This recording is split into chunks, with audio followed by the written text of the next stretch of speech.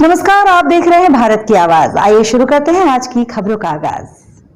बुरहानपुर जिले के ग्राम पंचायत पाटौदा में गंदगी को लेकर ग्रामीणों की समस्या आज भी जस की तस है। ग्राम पंचायत सरपंच सचिव का ध्यान आकर्षित करने के बावजूद भी लापरवाही बरत रहे हैं।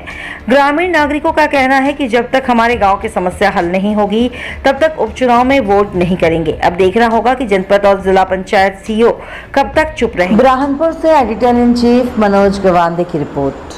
जब तक टीके नहीं लगाएंगे ना हमारे बारे में आने को नहीं होना किसने, और आएगा उसको मारेंगे हम। चुनाव में वोट नहीं देंगे, न चुनाव में वोट भी नहीं देंगे। कोई चुनाव में आएगा बुलाने उसको भी मारेंगे। साफ सफाई होती ही नहीं बात नहीं होती नहीं। हमारे हाथ से हम सफाई करते, नाले का गारा हम निकाल के फेंकने जाते। तो आपने पहले कंप्लेंट किया।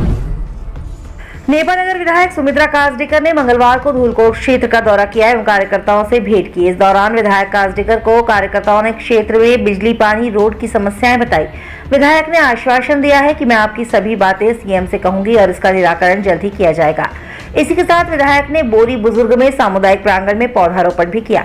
वहीं धूलकोट क्षेत्र के भाजपा कार्यकर्ताओं ने अस्सीगढ़ से धूलकोट सीसी रोड जल्द से जल्द बनाने की बात कही है, अन्यथा अस्सीगढ़ पर चक्का जाम कर उपचुनाव का बहिष्कार करने की चेतावनी भी दी है। धूलकोट से दशरथ पवार की रिपोर्ट। तो यहाँ की जो समस्या है, एक तो रोड की समस्या है और लाइट की समस्या और पानी की भी थोड़ी समस्या, ज़्यादा नहीं है। तो हम इनको आश्वस्त कर रही हूँ, सभी भारतीय जनता पार्टी के कार्यकर्ताओं को आश्वस्त कर रही हूँ कि ये जो आपकी समस्या है वो मेरी समस्या है और इनके साथ में हमेशा कंधे से कंधा मिला के खड़ी रहूँगी और इनका जो भी समस्या मैं दूर करूँगी।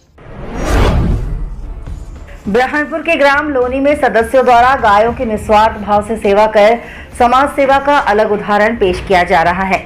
युवाओं को दान में मिली जमीन पर गौशाला का निर्माण कर दिया गया है।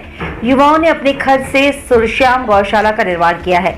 गौशाला के लिए गांव के ही रहने वाले व्यक्ति ने अपने पिता विश्वनाथ नाना अंजनी की स्मृति में 10,000 स्क्वायर फीट जमीन दान कर दी, जहां पर अब गौशाला संचालित की जा रही है, जिसमें अब गायों को पाला जा रहा है। पहले युवाओं ने इसकी शुरुआत एक गाय से की थी, अब इस गौशाला में करीब 50 से अधिक गायें हो गई हैं। बुरहानपुर से एडिटर इन चीफ मनोज गवांदे की रिपोर्ट। शुरुआत एक गाय से शुरुआत हुई थी। ये जो ग्वाला है रमेश हमारा, कुछ दिन पहले 2018 में मेरे पास आया कि बोले भाई एक गाय कसाई के पास जा रही है, अपन बचा सकते हैं क्या? मैं हम दोनों उसके पास गए, हमने उसे छुड़वाई और इधर लेके आ गए।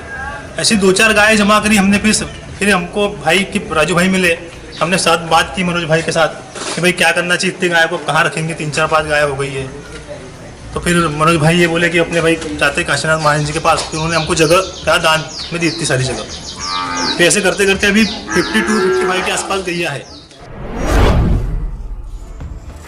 महाराष्ट्र के भीली गांव से बाइक से ससुराल आ रहे युवक की बाइक तुकईधर के पास स्लिप होने पर गंभीर रूप से युवक घायल हो गया। घायल को राहगीरों की मदद से उपचार के लिए जिला अस्पताल भर्ती कराया गया है।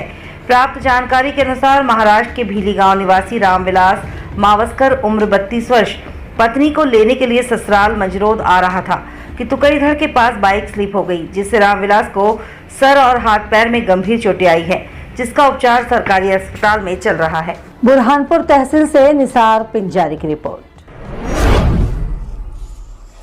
बुरहानपुर शहर के रिलायंस पेट्रोल पंप के पास स्थित स्वर्गीय ठाकुर वीरेंद्र सिंह मॉल में स्मार्ट सुपर बाजार का आज शुभारंभ हुआ है। किशोरी देवी ठाकुर द्वारा फीता काटकर स्मार्ट सुपर बाजार का शुभारंभ किया गया। आपको बता दें कि बुरहानपुर शहर में आज स्मार्ट सुपर बाजार का शुभारंभ हो गया है। यहाँ पर खाद्य सामग्री के साथ ही कपड़े और अन्य सामान भी उपलब्ध हैं। शहर के लोगों को सामान खरीदने के लिए अब एक ही जगह सभी सामान आसानी से उपलब्ध हो सकेगा।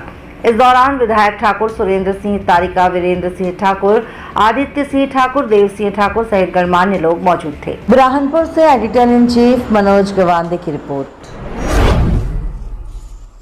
खकनार तहसील के ग्राम सिरपुर में बस स्टॉप पर अतिक्रमण के मामले में फिर दोनों पक्षों में विवाद हुआ है। सार्वजनिक स्थानों पर दुकानें एवं दरगाह को लेकर इसके पूर्व में तहसीलदार संजय वाघमारे ने अतिक्रमण हटा दिया था। सचिव द्वारा पूरे मामले की जांच कर ये कहा गया है कि तार फेंसिंग कर इस जगह को घेरने का काम किया जाएगा। सिर्फ 2 दिन में यहाँ पर ज्यादा संख्या में लोग होने पर खकनार थाना टीआई द्वारा मौके पर पहुंचकर दोनों पक्षों को समझाइश दी गई और शासन के नियमानुसार कार्रवाई की जाएगी। खकनार से बबलू डुडवे की रिपोर्ट।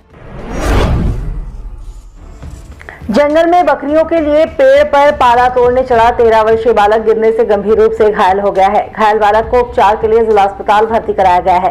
प्राप्त जानकारी के अनुसार धूलकोट निवासी अर्जुन पिता सुरेश उम्र 13 वर्ष जंगल में बकरियों को चराने के लिए गया था। बकरियों के लिए पेड़ पर पाला तोड़ रहा था, इतने में उसका पैर फिसल गया। बालक के गिरने पर गंभीर रूप से बालक घायल हो गया है। परिजन उपचार के लिए बालक को जिला अस्पताल लेकर पहुंचे हैं, जहां उसका इलाज चल रहा है। बुरहानपुर ग्रामीण ब्यूरो कुंदन पवार की रिपोर्ट।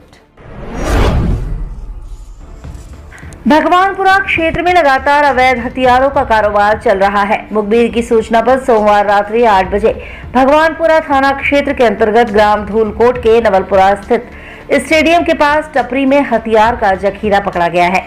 आरोपी का नाम रमेश पिता चतर सिंह, जाति सिकलीगर, उम्र 19 साल, निवासी पाचोरी, थाना खकना, जिला बुरहानपुर, हाल मुकाम नवलपुरा धूलकोट का होना बताया जा रहा है। पुलिस ने 3 अधबनी पिस्तौल, 1 बनी हुई पिस्तौल, 2 लोहे के छुरे और पिस्तौल बनाने की सामग्री जब्त कर आरोपी को थाने ले गए हैं, जहां से उसे कोर्ट पेश कर जेल भेजा जाएगा। आरोपी के विरुद्ध आर्म्स एक्ट के तहत अपराध पंजीबद्ध कर विवेचना की जा रही है। खरगोन भगवानपुरा से राहुल मालविया की रिपोर्ट। कल दिनांक को मुखबिर की सूचना पर कि अवैध हथियार जो है तो एक सिकलीगर वहाँ लेकर खड़ा है अपने स्टेडियम मैदान नवलपुरा धूलकोट में। इसकी सूचना जो है वरिष्ठ अधिकारियों को दी गई और बाद कोर से कोर पंचानों के साथ ले जाकर घेराबंदी कर सिकलीगर को पकड़ा गया। उसका नाम रमेश पिता चतर सिंह, निवासी बुरहानपुर का होना बताया, जिसकी निशानदेही से एक पिस्टल जब्त किया। बाद उसके निशानदेही से पिस्टल बनाने की सामग्री और आदि चीज और 3 आधे पिस्टल और 2 छुरे आदि सामग्री जब्त किया और बाद थाने लेकर आया। तो अभी आप देख रहे थे भारत की आवाज पर आज की ताजा तरीन खबरों के लिए बनी हुई है भारत की आवाज के साथ, जहां सत्य, अहिंसा और धर्म का होता है आगाज। हम हैं उस भारत की आवाज। अगर आप सुनना चाहते हैं भारत की आवाज, अगर आप बनना चाहते हैं भारत की आवाज, तो बने रहिए हमारी खबरों के साथ और देखते रहिए भारत की आवाज। और अगर आपको पसंद है हमारी खबरें और हमारा अंदाज, तो अपनी खबरों और विज्ञापन के साथ आप जुड़ सकते हैं हमारे साथ। हमसे जुड़ने के लिए हमारे व्हाट्सएप नंबर पर संपर्क करें और हमारे चैनल की खबरों के साथ बने रहने के लिए हमारे चैनल को लाइक करना, सब्सक्राइब करना और शेयर करना